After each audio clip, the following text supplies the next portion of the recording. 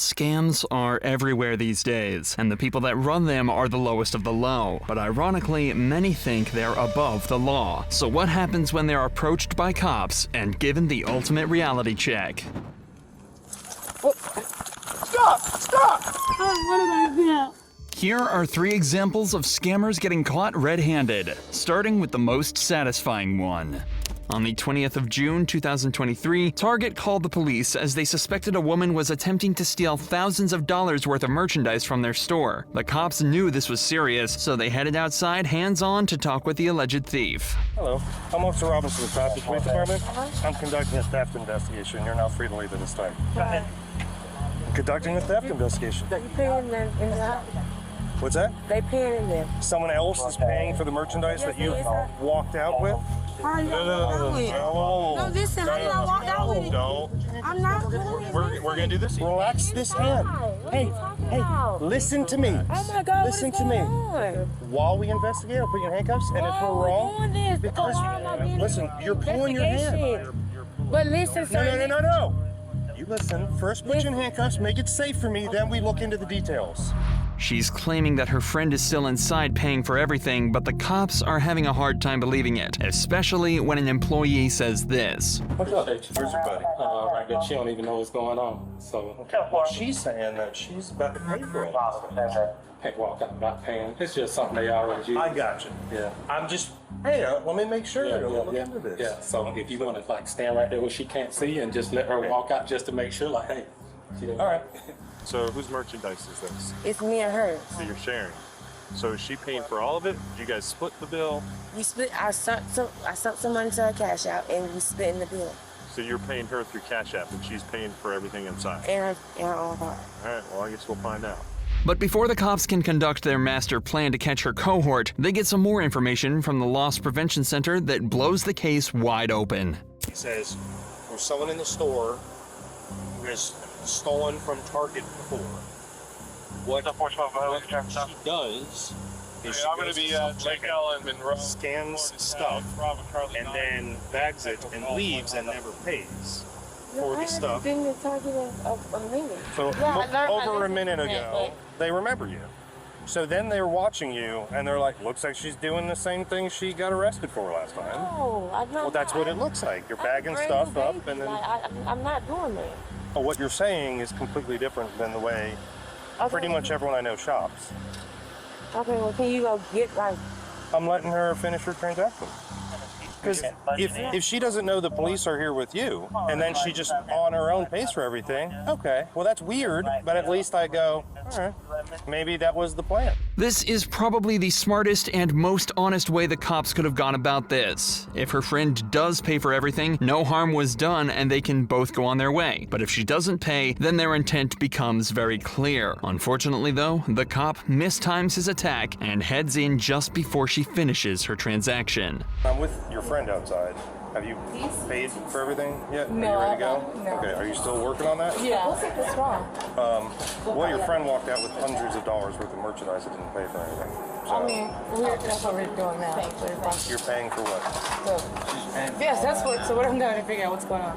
How are you paying for all that stuff? With a card. What do you mean? You scanned clothing items? I was scanning her. Yeah. Okay. And she went over there. And she went over there and scanned stuff. Okay. She didn't pay for any of it. She goes. She's never free. That's the thing. She didn't pay. She didn't give anything to Target in exchange for hundreds of dollars worth of merchandise. She just walked out with it. Her story is that you're paying for all of the Yeah, stuff but I that didn't she know. walked Yeah, out with.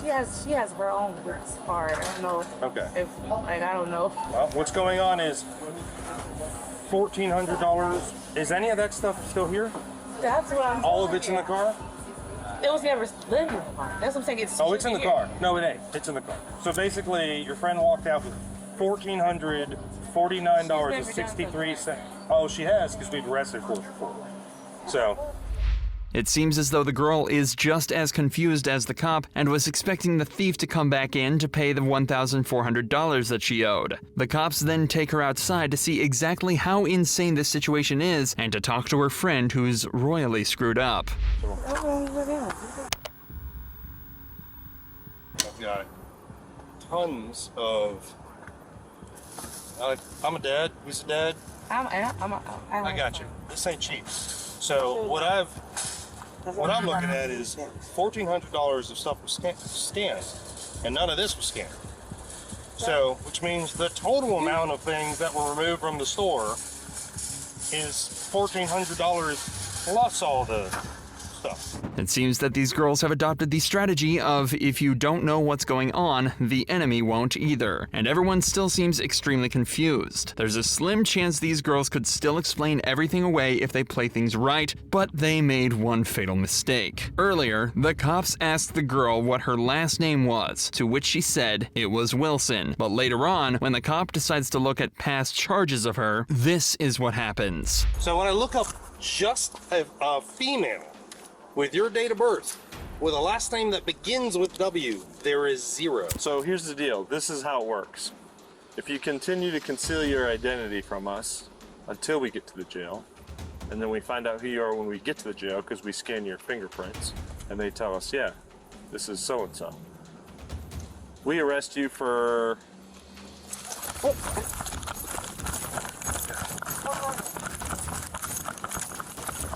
Stop! Are you kidding me right now? Get on the ground! Get on the ground! Not me like that. Not me like that. I don't want to go to jail. I don't want to go to jail. Yeah, because you got warrants. No, I don't. I just don't want to go to jail. Y'all's going to be nasty. Y'all ain't going to let me go. Now you're going in a car. You gotta be kidding me right now. This sealed the deal for the cops, and she was immediately put into the backseat of a patrol vehicle and taken to the station. There, she was charged with grand theft and resisting an officer without violence. Yet at least shoplifting doesn't usually involve innocent civilians. But the same can't be said about this next scam. So I looked this way. This gentleman steps in front of my car.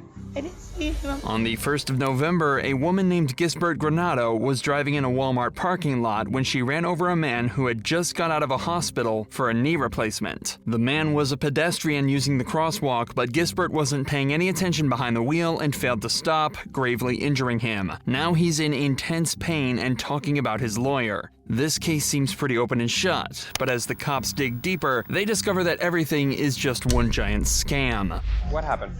I was coming, there was an old man, so the lady didn't give him a chance, so I was telling him, go ahead, I told him, right? I didn't see this gentleman crossing this, and I was telling the old man in front of me, go. So I looked this way, this gentleman steps in front of my car, I didn't see him. So you're the driver? But I was going 2 miles an hour. He was crossing and had the right of way. Yeah. I turned around and all I saw was his hand on the hood of her car. So I did not see anything. The driver seems extremely nervous and doesn't really know what happened. Everyone claims she'd forgotten that pedestrians have the right of way and plowed over the man, but she's trying to claim it was a genuine accident. However, the witnesses are having a hard time believing her. People crossing in here, they have the right of way. I know, I told him, I'm sorry, I know pedestrians have the right of way, I know that. All right, ma'am. Do you have your ID with you? Yes, I didn't mean to. Okay. I was just hoping the old man. I understand.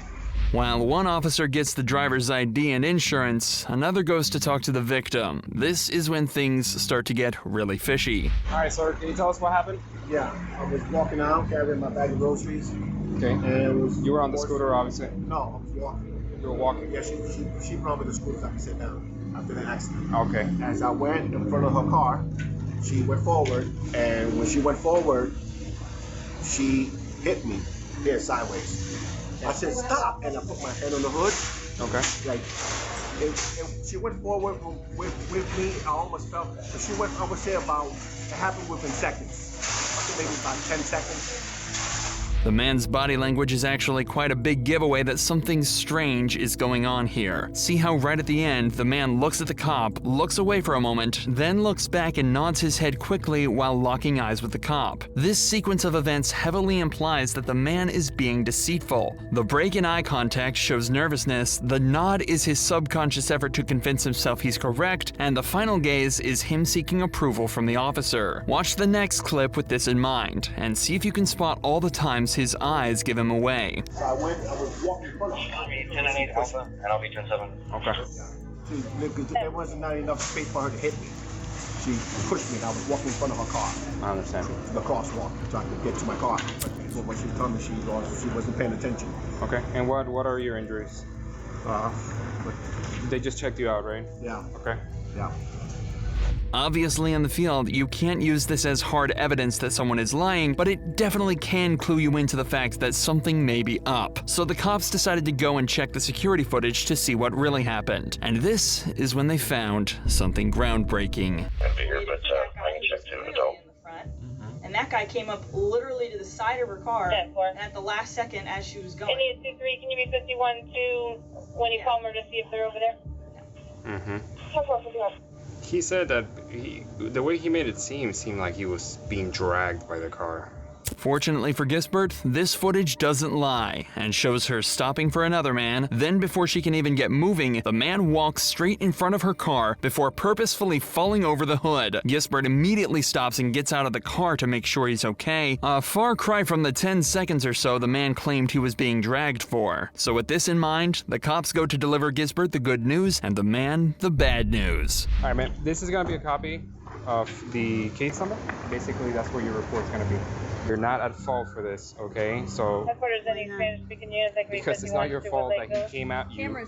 Cameras right here. We reviewed. We know. We watched. No, it's okay. I told him I didn't hit him. He was nasty. No, it's not that you didn't hit him. It's that.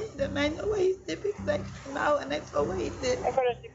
You bumped him, but it was his fault. Right, exactly. So what ends up happening is if I go right here and I go straight to this vehicle and then I cut and go right in front of it to use the crosswalk, I'm at fault. I was telling the old man. Does that make sense? So you're fine, okay? They have very good video, okay, and we saw what happened, and you're fine. We saw you let the other person in front of you go, but he did cross, but he crossed right next to your car. I know, he said you weren't paying attention. Here you go, man. Turn my head to let the old man go back and say, You're fine. You're fine. Okay?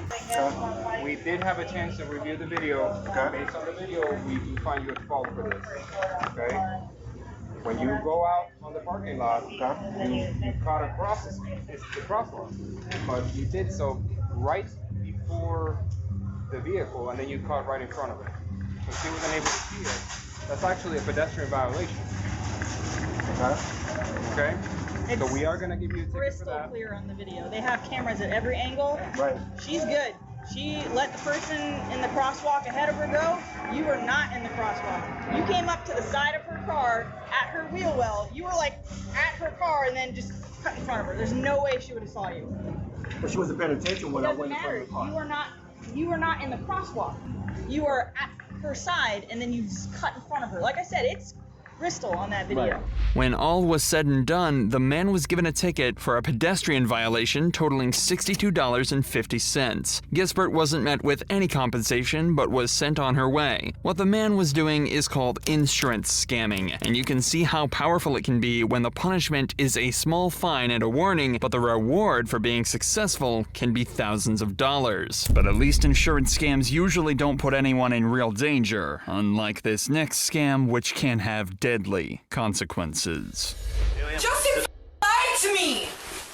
Justin! On December 2nd, 2022, deputies in Wisconsin visited a home where two known felons were known to reside. One was a woman named Kaylee Williams, and the other was her boyfriend, Justin Garbett. Both had outstanding warrants and were well known to the police. But when they arrived at the house, it seemed that only Kaylee was home, but she wasn't planning on leaving the property.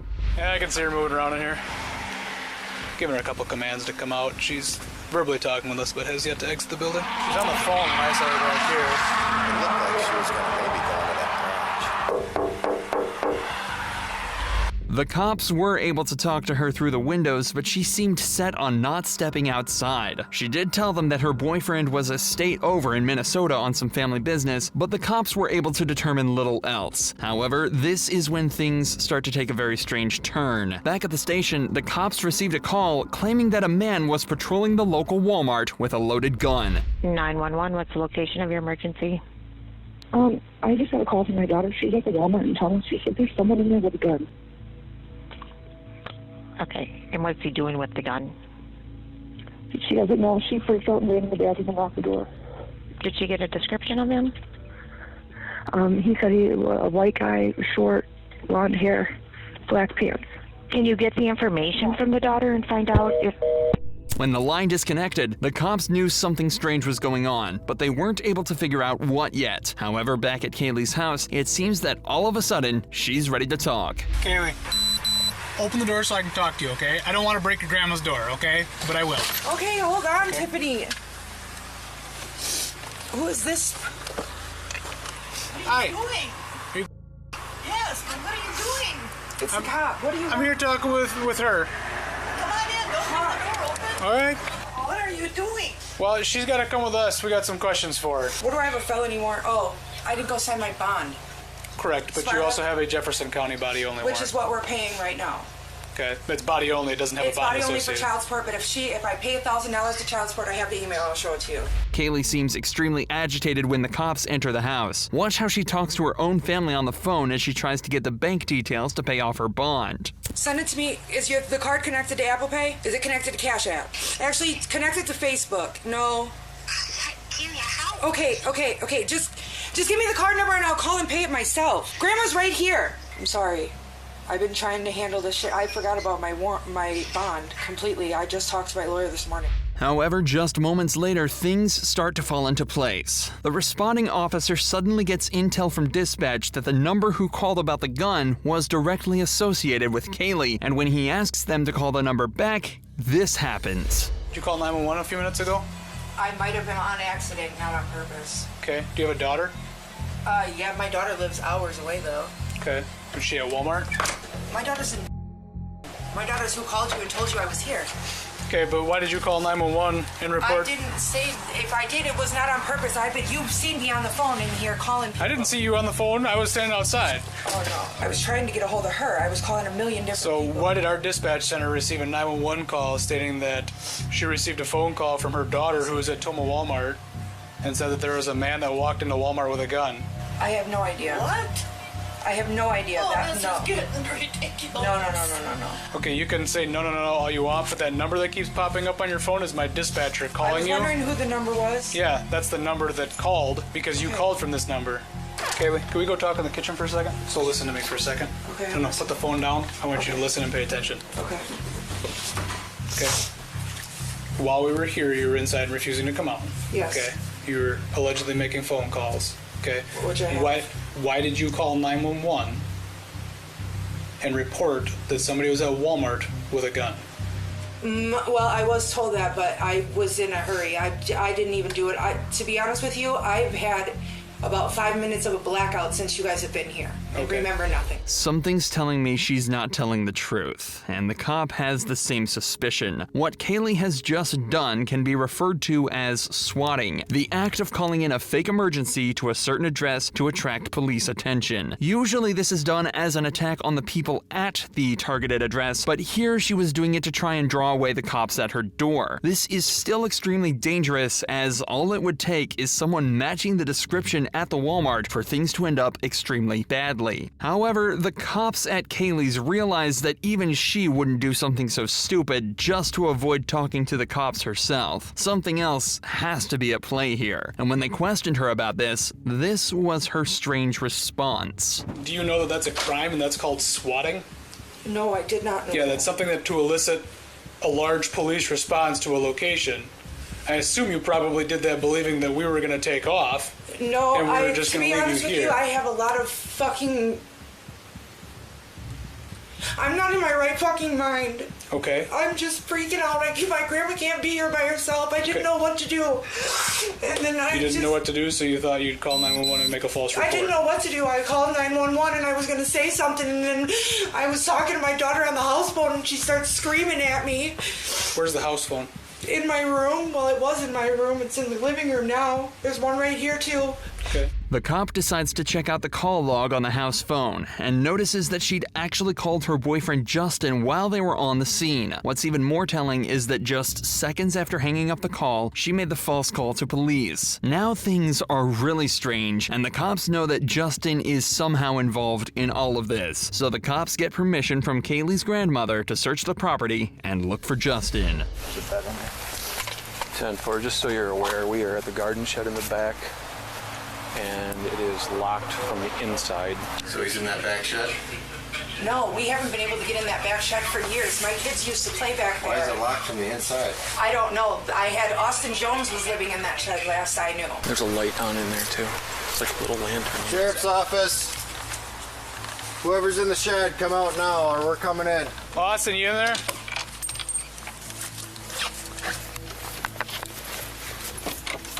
No, I'm not Austin. Who are you? My name's Justin. Turn around. Justin? Turn around. There he Justin, is. look at that. Yeah. Turn around. Turn Get around. on your knees now. Get on your knees. Hands on top of your head. Interlock your fingers. Is there anybody else in there? No. Justin lied to me! Justin! Anybody else in here with you? He told me he left! All right, Justin, stand up. You have your weapons on you? No. Back up. I'm gonna frisk you real quick. I'm sorry. You're good. Stand there. Nothing on you? No. What property do you have on you? Just your wallet, phone? Phone, money, some sunglasses. I'm gonna double lock these real quick. Justin was arrested on his outstanding warrants, and Kaylee was taken in too. In fact, Kaylee was eventually hit with a felony count of swatting, 3 felony counts of bail jumping, and misdemeanor counts of bail jumping, obstructing an officer, and false emergency calls. It took some time, but the cops were eventually able to apprehend everyone involved.